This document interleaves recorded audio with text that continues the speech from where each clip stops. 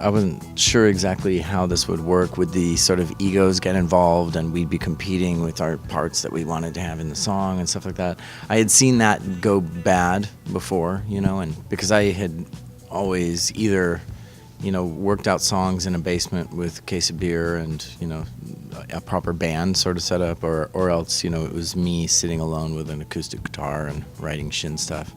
And I don't know, I think it was maybe this mutual respect that helped us. We go in with nothing, usually. That's the most fun because you just don't know what's going to come out. And but we record and write at the same time.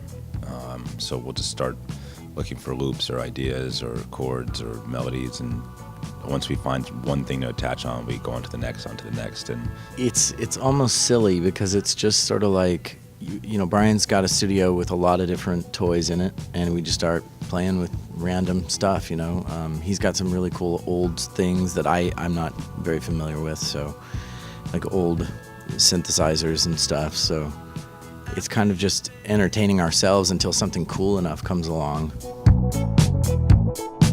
I sit with a mic like this, basically, and I improvise melody ideas, and I try and take an idea and run it sort of into the ground, elaborate on it to the point where it's just sort of gone or morphing into a different idea. I do that for a bit, and we can pick and choose from that, what Brian heard and liked about what I was doing. And I don't know, I guess somewhere along the line I did that or something. Yeah. And then we grabbed it and doubled it. It was kind of, I was thinking, oh man, that kind of sounds like Bee Gees. Honestly, even me. I had one in France where we were playing a radio station party, and CeeLo and I were playing, and we play a slow version of Crazy.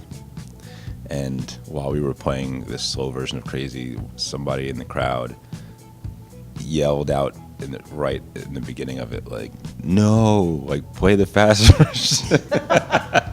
And turned out it was the guy who owned the radio station or something, who had just taken it over from his father or something like that. Some guy brought his friends down, and what was he thinking? I don't know, but he yelled in the middle of the song to not play the slow, like play the fast version or something like that, while we were still had to play the rest of the song. So somebody literally yelled, like, please don't keep doing what you're doing.